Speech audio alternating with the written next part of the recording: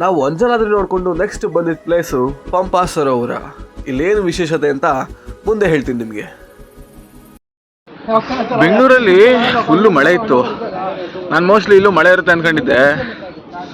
ಬಿಸಿಲು ಹೊಡಿತಾ ಸರಿಯಾಗಿ. ಈ ಬಿಸಿಲಿಗೆ ಅದಕ್ಕೂ ಫುಲ್ಲು ಶರ್ಟ್ ನೆಂದೋಗಿ ಫುಲ್ ಜರ್ಕಿ ನೆಂದೋಗ್ಬಿಟ್ಟೈತೆ. ಇದು ಪಂಪಾ ಸರೋವರ ಅಂತೆ. ಅಂಜನಾದ್ರಿಯಿಂದ ಡೈರೆಕ್ಟ್ ನಮಗೆ ಸ್ವಲ್ಪ ದೂರದಲ್ಲೇ ಬಂದರೆ ರೈಟಲ್ಲಿ ಸಿಗುತ್ತೆ. ನೋಡ್ಕೊಳ್ಳಿ, ಫುಲ್ ದೊಡ್ಡದಾಗಿದೆ.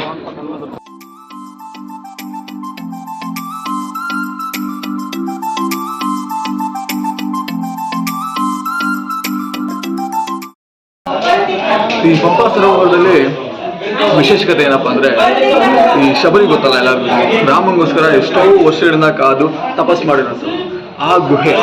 ಇದನ್ನೆಲ್ಲ ನೋಡಿದ್ರೆ ನಮಗೆ ಇತ್ತು ಗುರು ಕಿಷ್ಕಿಂದೆ ಇಲ್ಲೇ ಇತ್ತು ಅಂತ ನಂಬಿಕೆ ಬರುತ್ತೆ.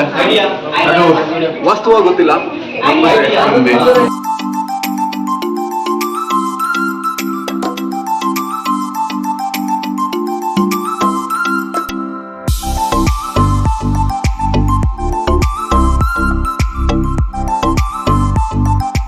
ನಾವು ಶಬರಿ ಗುಹೆ ನೋಡಿಕೊಂಡು ಮುಂದೆ ಬರ್ಬೇಕಾದ್ರೆ ನಮ್ಗೊಂದು ದೇವಸ್ಥಾನ ಸಿಕ್ತು. ಯಾವ ದೇವರು ಅಂತ ಗೊತ್ತಿಲ್ಲ, ಆದರೂ ದೇವಸ್ಥಾನ ಎಲ್ಲ ಚೆನ್ನಾಗಿತ್ತು. ದೇವ್ರಿಗೊಂದು ನಮಸ್ಕಾರ ಹಾಕ್ಕೊಂಡು ಕೈ ಮುಕ್ಕೊಂಡು ಹಂಗೆ ಸುತ್ತಮುತ್ತ ನೋಡಿಕೊಂಡು ಆಚೆ ಹೋದರೆ ನಮಗೆ ಪಂಪಾ ಸರೋವರ ವಿಸ್ತಾರವಾಗಿ ನೋಡೋದಕ್ಕೆ ಸಿಗತ್ತೆ. ಬೆಂಗಳೂರಲ್ಲಿ ನೋಡಿದ್ರೆ ಫುಲ್ಲು ಮಳೆ, ಗಂಗಾವತಿ ನೋಡಿದ್ರೆ ಫುಲ್ಲು ಬಿಸಿಲು. ವಾತಾವರಣ ಜಡ್ಜೆ ಮಾಡೋಕ್ಕಾಗಲ್ಲಪ್ಪ. ಇಲ್ಲಿ ನೋಡಿದ್ರೆ ಇಲ್ಲಿ ಇರಬೇಕು.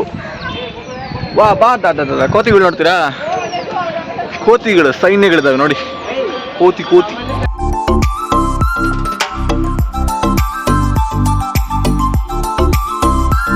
ಯಾರೆಲ್ಲ ಅಂಜನಾದ್ರಿ ಬಂತೀರಾ ಬಟ್ ಬರೀ ಒಂದು ಪ್ಲೇಸ್ ನೋಡೋದಕ್ಕಿಂತ ತುಂಬ ಇನ್ನು ಪ್ಲೇಸ್ ಇದಾವೆ ಅಕ್ಕಪಕ್ಕ ಸುತ್ತ.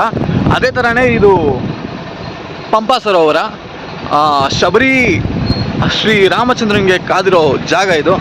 ಬಂದರೆ ಮಿಸ್ ಮಾಡ್ಕೊಂಬಿಡಿ. ಶಬರಿ ಗುಹೆ ಇದೆ, ಎಲ್ಲ ನೋಡಿಕೊಂಡು ಹೋಗಿ ನೆಕ್ಸ್ಟ್ ನಮ್ಮ ಪಯಣ ಹಂಪಿಗೆ ಸಿಗೋಣ ಅಲ್ಲಿ.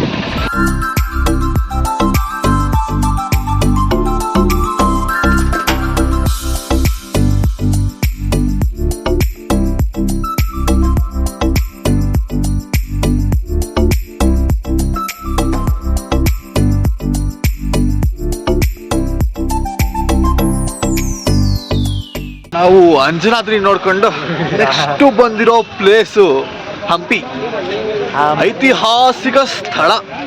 ನಾವು ರಥ ಇರುತ್ತಲ್ಲ, ಆ ರಥನ ಬರೀ ಈ 50 ರೂಪಾಯಿ ನೋಟು ಬಿಟ್ರೆ ಬುಕ್ಕು, ಅದನ್ನ ಬಿಟ್ಟು ಇನ್ನೆಲ್ಲೂ ನೋಡಿಲ್ಲ. ಸೋಷಿಯಲ್ ಬುಕ್ಕಲ್ಲೇ ನೋಡಿರೋದು ಆ ರಥನ. ಆ ರಥ ಇವತ್ತು ಡೈರೆಕ್ಟಾಗಿ ನೋಡ್ತೀವಿ, ನಿಮಗೂ ತೋರಿಸ್ತೀವಿ ಬನ್ನಿ. ಸಾಸಿವೆ ಕಾಳು ಗಣೇಶ. ನಾವು ಹಂಪಿಗೆ ಎಂಟ್ರಿ ಆಗಿದ ತಕ್ಷಣ ನಮಗೆ ಮೊದಲನೇದಾಗಿ ಸಿಗೋದು ಈ ಸಾಸಿವೆ ಕಾಳು ಗಣೇಶ. ನೋಡ್ಕೊಳ್ಳಿ.